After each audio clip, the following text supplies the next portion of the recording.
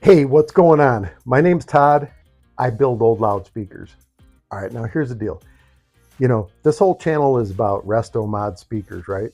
Just customizing old vintage speakers, which, as you know, I do plenty of, and you can see them in the background here. But today's video, what today's video is about, is actually my home theater system.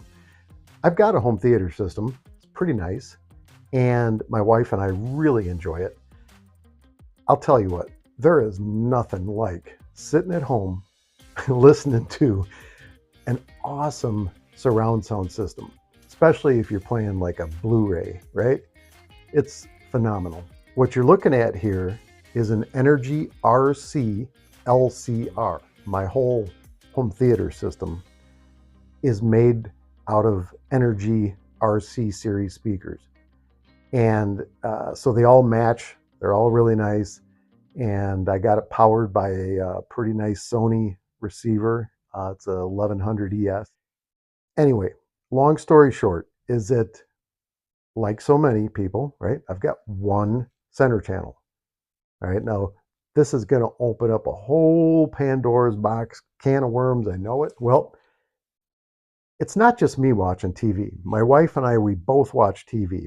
I'll bring you down there in a minute and show you. But basically, we've got a love seat with kind of a divider in between where we can put our cups and whatnot.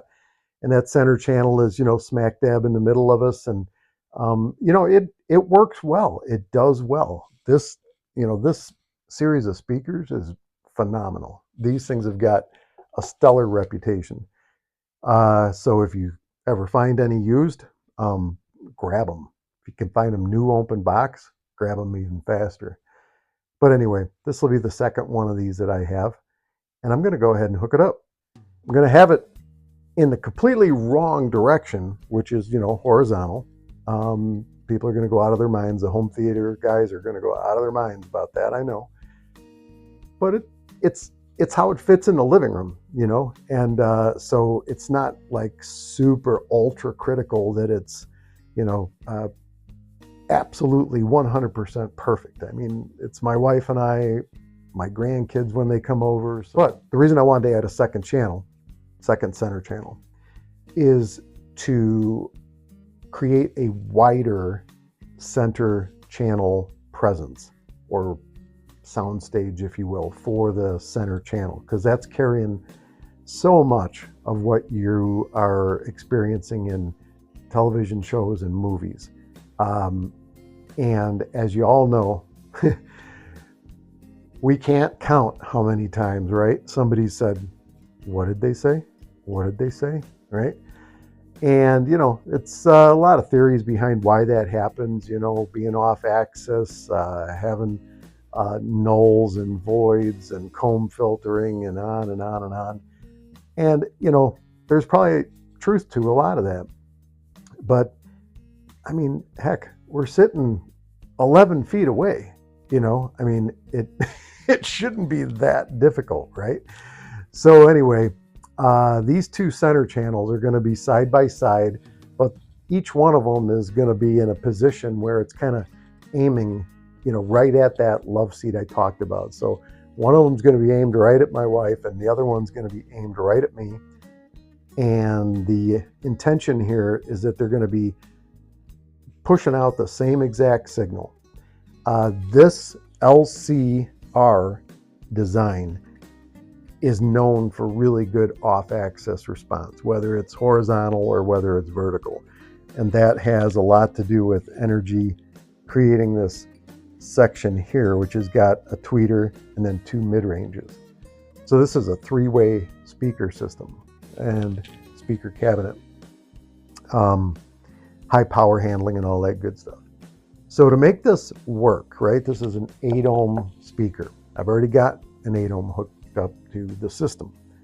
You really don't want to mess around, especially on a center channel, trying to go parallel and making the ohms really low, making the resistance too low for the receiver to handle. And the Sony receiver, even their ES series, elevated standard, it's only rated to 6 ohms. So what I'm going to do, I'll show you what I got.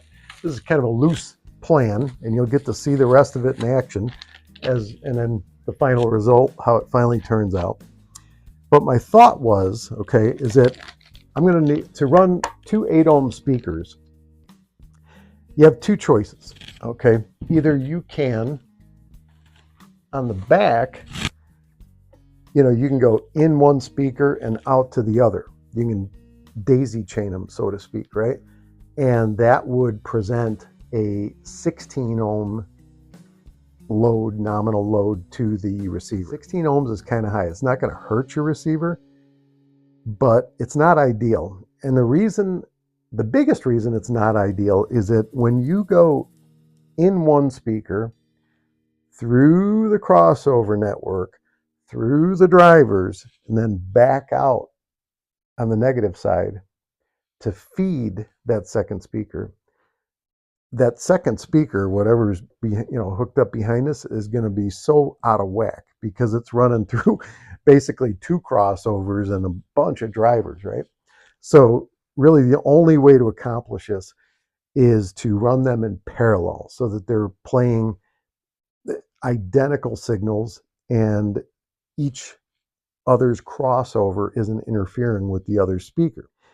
To do that, though, to bring the nominal resistance to a point where the receiver can cope with it, I will need to add a resistor.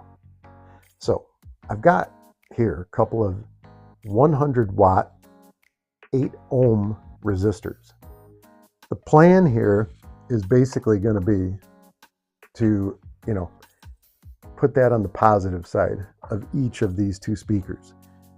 So what I'm doing in essence is turning an 8 ohm nominal impedance into a 16 ohm nominal impedance. Okay, now I've only got the one center channel output, correct? Coming out of that Sony receiver. I don't have a separate amp for it.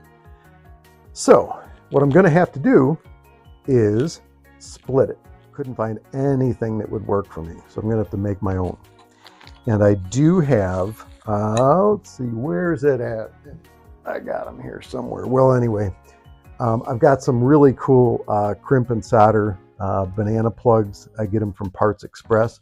So the plan here is that basically I'm going to cut this bit of wire in half, and then I'm going to put the banana plugs on each end, right, to plug into the speakers. And then in the entertainment center where these speakers are going, I've actually got a couple of holes in the back where the cords and everything else go through. So I'm going to use one of those holes to put a terminal plate or a terminal cup all teed in together, sort of like this. Okay, so it's going to be kind of coming off of here.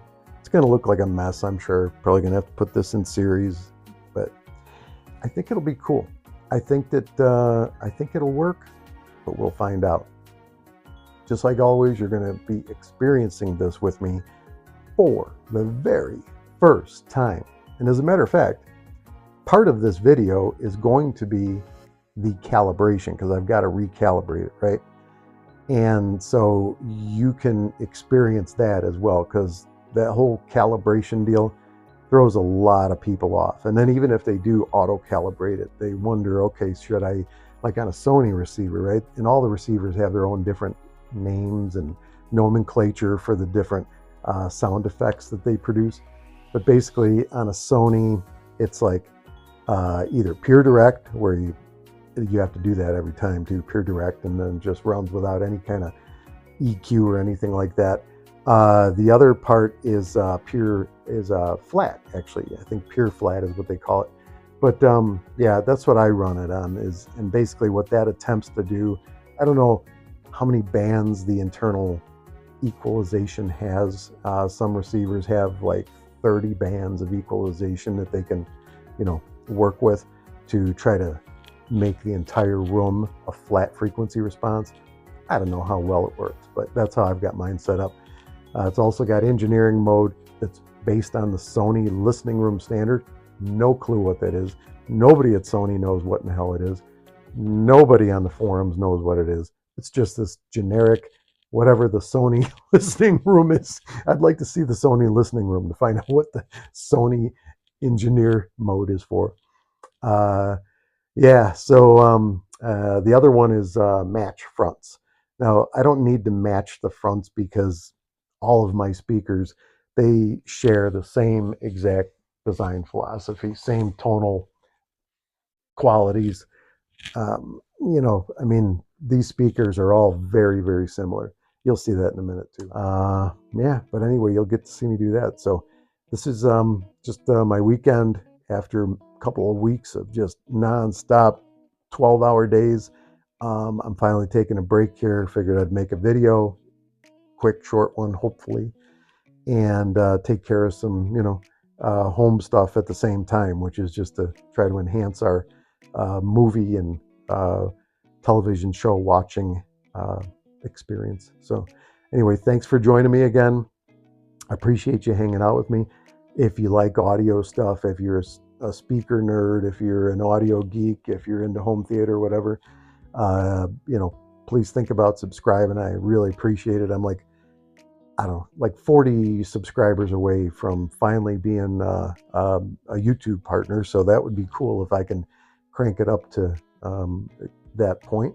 So if you know anybody that might like the video, you want to share it, hey, drop my, you know, YouTube channel link in a forum or something like that. I'd like to get a little traffic. There's a lot of home audio video type of forums and stuff. I mean, all of them, the Reddits and, you know, AV forums and all that stuff. And I'm a member of a couple of them, but, you know, I don't do that kind of, I try not to do any kind of self-promotion and stuff like that. I try to just discuss topics at hand in those instead of spamming everybody with my junk. So, but hey, if you want to share it, that would be really awesome. So thanks a lot, man. Okay, cool. Well, I'm going to get started on this mega project. No, it's not a mega project. It's a little project. But it might turn into a mega project. I'm not sure. You know the way audio video stuff goes, man. It's a whole nother ball game. That's a lot of speakers, a lot of equipment, a lot of adjustments, a lot of room placement, all that kind of stuff. So we'll see. All right. Thanks for joining me. And, you know, I hope you enjoy the video. All right. Well, here's kind of my plan.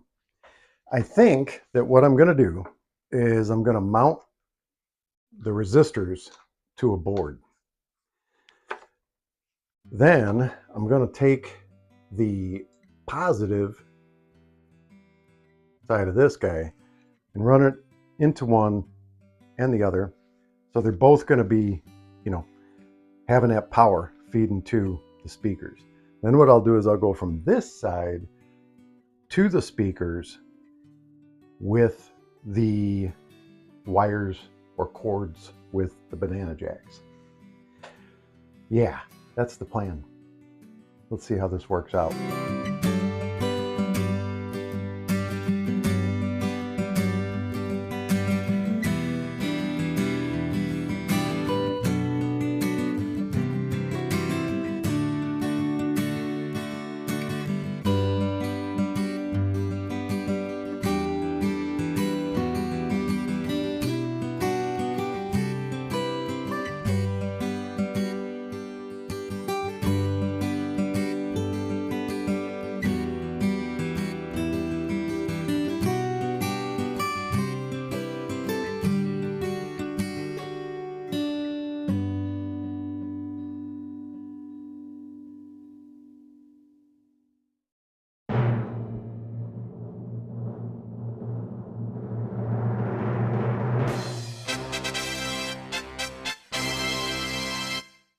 All right, well, I don't know if you got to see that handiwork or not, but it's a thing of beauty, isn't it? Well, actually, it doesn't. I mean, it's going to be completely functional, that's for sure. So I've got my, you know, binding post, my terminal cup here. That will be able to go through the hole in my entertainment stand. These guys, I've got my cool banana plugs crimped and soldered on there. These I really like. Parts Express sells these. So Here's my 2 leads that are going to go to the speakers, right? I'm going to fish these through the hole in the entertainment stand. The resistors, those will fit through there as well. Okay, something like that. Then this will get mounted with the screws. And so my single center channel lead from the amp, from the receiver, will go to these. All right, positive is going to come in, and it's going to get equally distributed.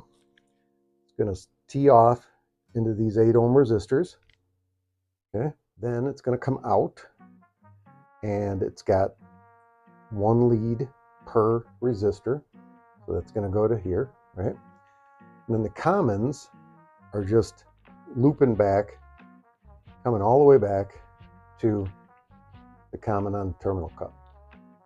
So easy peasy. That's the way to turn 2 8 ohm speakers into 1 8 ohm speaker.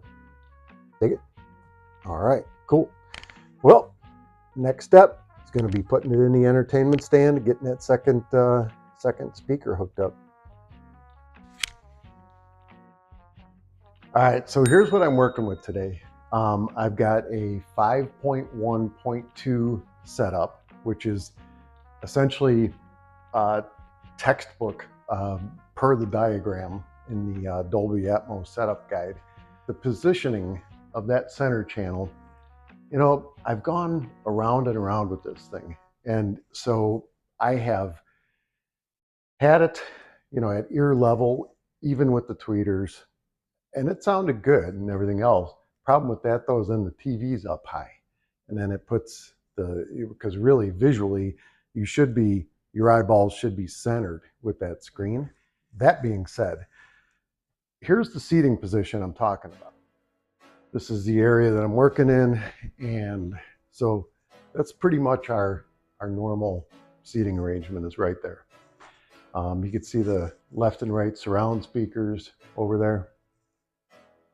And this is kind of a backwards way to have the room set up for surround sound, because the room has to function as well as serve to entertain, right? So pretty much everybody out there in TV land, right, in YouTube land that digs home theater, probably the majority of you have a room, you know, some kind of situation where you have to make a compromise.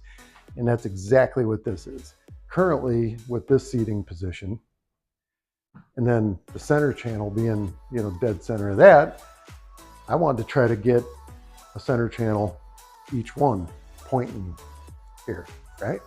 So I'm going to try it and see if it works. You know, everything you look up, it is pure taboo, man. Like, it's gonna, like, the sky is gonna fall because of comb filtering or something, right?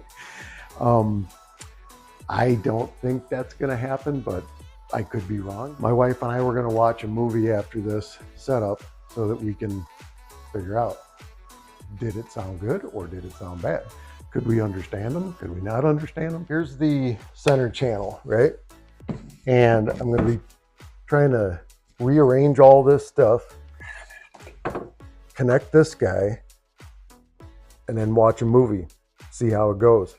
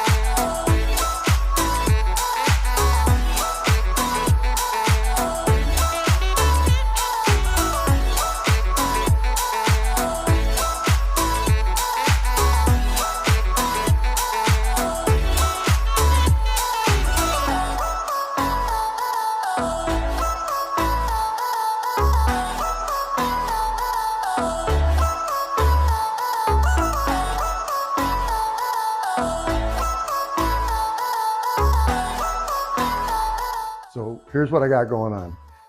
Same thing I had before, which is the Dolby Atmos 5.1.2 with the bouncy house speaker sitting on top. And these are just separate little old energies to go along with it. But I'm going to go ahead and fire it up, calibrate it, and we'll see how it goes.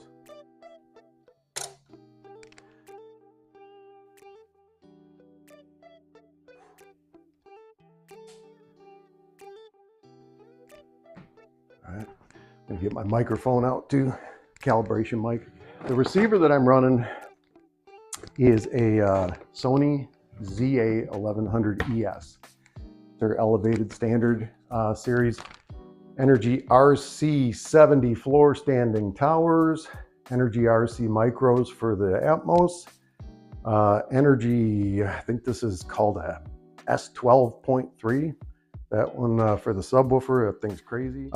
We've got the centers, the Energy RC LCRs, and then on the back over there for the surround channels left and right, I've got the Energy RC10s, which, by the way, those serve perfectly fine up here too, because they get plenty loud. Should we just turn on something to see if it works at all?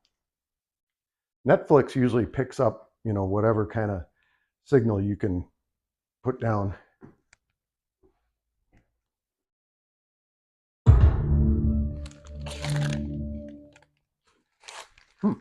Sounds like they're working. All right, they're both working. All right, so basically every receiver is going to have its own way of doing the calibration. On the Sony, what they've got on this series anyway is a stereo microphone. And that guy just got like a little 1/8" jack or something like that. Anyway, this is where the calibration mic goes. All right, let's place the mic and get started with calibration. All right, and what I do for my calibration is I just try to put it about midway where my head would be and my wife's head would be. Those are our favorite spots. We do switch once in a while. Anyway, I just kind of throw this guy up here, get a couple pillows to support it. It's probably about more like where our ears would be anyway. What's surprising is how accurate this little thing will measure, because I've double checked the measurements on it before. All right, so I'm just gonna say that's good enough for now. And the other thing I want to do is show you how it's lined up with the television. So here's our microphone, right? Okay, television over there. All right, and then we're gonna go to setup. And go to speaker setup. Okay, auto calibration. And you can see speaker pattern is set to 5.1.2 with the front Dolby speakers. That's what they call the bouncy house up-firing ones. Let's see, calibration type full flat. And then we've got our size, which all of mine are set, just so you can see that. I've played around a lot with this. But basically, I've got this all set up with it's set to small. Now, when I run the auto calibration, it'll actually show that all these speakers are large, and then I have to go back and change them. So I'm not going to go through this right now, but I'll show you a little bit later. All right, let's get back to speaker setup. And then the other one is the, so our levels, you're going to see the levels from what it measured last time. And it's pretty cool. You know, like as you go through it, it changes where the speakers are and what their sound pressure levels are. So you could see that these are, I mean, I would say that these are pretty well matched, you know, 0 dB across the front, 3, and then both Atmos ones are reading at 4. The left surround is a little bit closer, a couple feet closer. So the right one has got a 2 dB increase. All right, let's get out of here and let's do the auto thing. Here we go. So easy. All right, auto calibration. Ready, set? Okay, I connect the calibration mic. Did all that. Got the microphone set up. Next. All right, let's see, auto surround back terminals, blah, blah, blah, blah, blah. So my surround back terminals are set up for the Dolby Atmos speakers, I believe. All right, so listener level speakers, it's showing what the listener level speakers are. And then the height overhead speakers, it just threw those little Atmos up-firing ones in there. And then the thing on the right shows what it is. Ceiling height, configure this later by selecting ceiling height of a speaker setup, blah, blah, blah. Anyway, all right, let's go.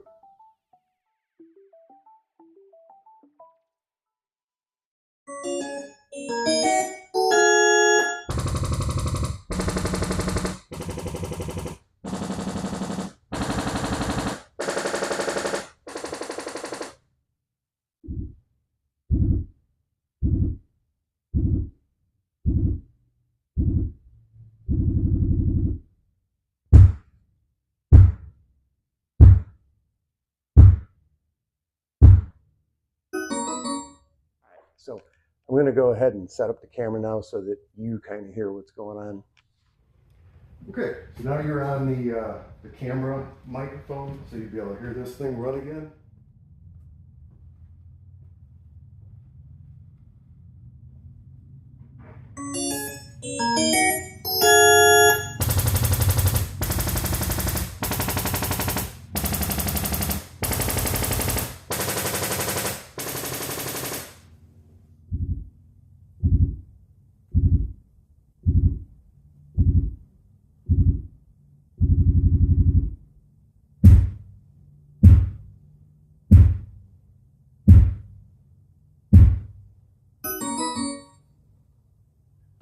It's showing all the speakers large, like I'd mentioned it would.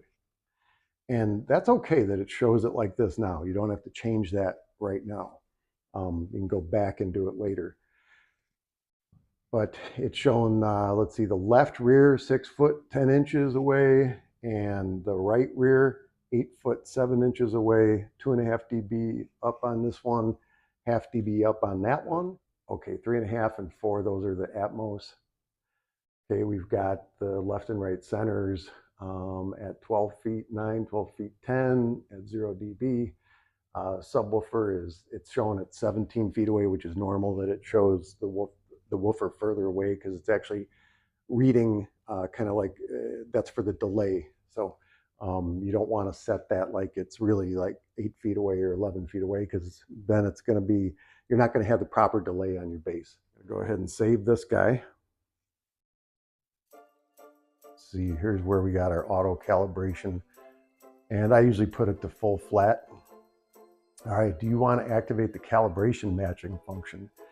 It adjusts wavefront output from paired stereo speakers. You can enjoy a wider sweet spot and more natural sound effects.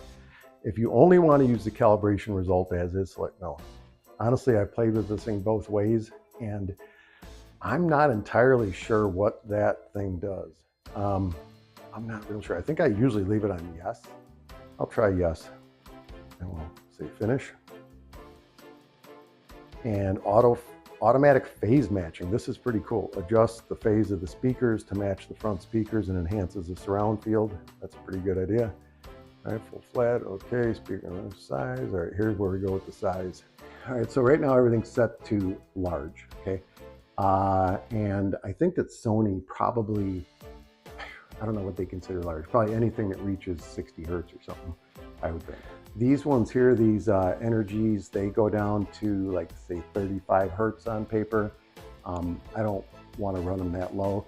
Kind of a general rule of thumb is either you want to use a THX standard, which is 80 hertz, drop everything to the subwoofer at 80 hertz, or you can run it, say, another way to do it, a way that I've done a lot of times, is doing it by looking at the frequency response of the speaker, and then what you do is basically put it at a crossover frequency, say 10 hertz above that.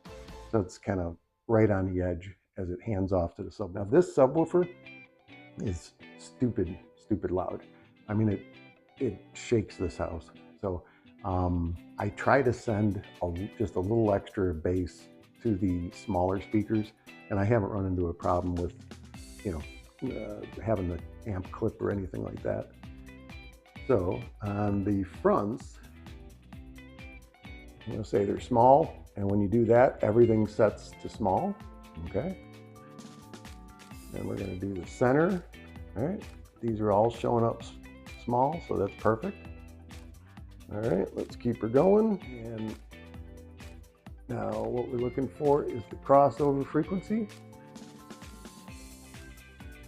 And right now it's showing the front at 120, which, yeah, everything's set for 120, but these fronts, obviously those towers can go much lower than that. And I'll usually set those at 50 to 40. These ones here, I don't know, maybe I've been running them at 40 lately, but they push out a ton of bass. So I'm going to set those up just a little bit higher, 50 hertz on those. Okay. The centers, let's see, the centers, I'm going to go with, the cutoff on these is supposedly like 60. So these ones I'm going to set for 80. No, actually, you know, I think the cutoff on these, I think is supposed to be like in 48 hertz range or something. But usually I think I run these at 80. It just tends to clean it up a little bit. All right. And then the surround. Okay, those guys, I'm going to cross over. I'll cross those guys over at 80. Now they go down to like 40, 50. 50 is what they go down to. We'll go 80 on those too. All right. You never go wrong with 80. Height, 120. Honestly, those are such little speakers. I'm going to run those up a little bit higher, about 180. And that way, for sure, it's just more high range stuff coming through there, and it's not going to make them distort or anything. All right, so now we're good to go. Equalizer, I don't have anything set up on my equalizer. You know, you can equalize it if you want to.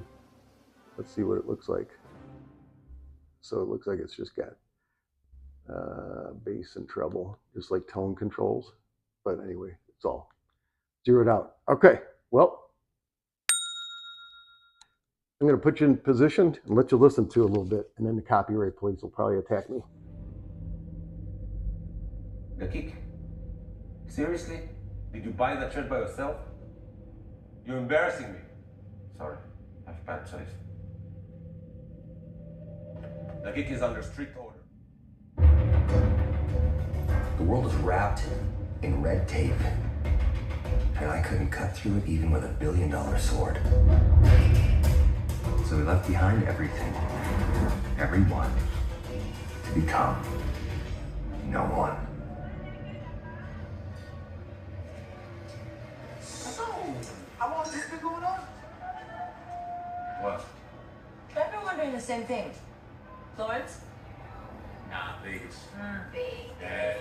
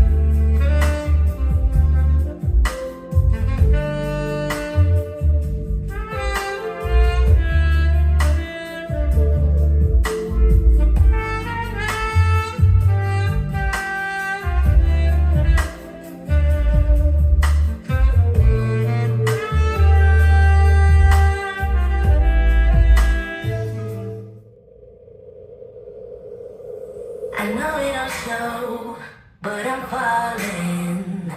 Cigarette smoke, sick from drinking. Baby, don't think I was saying.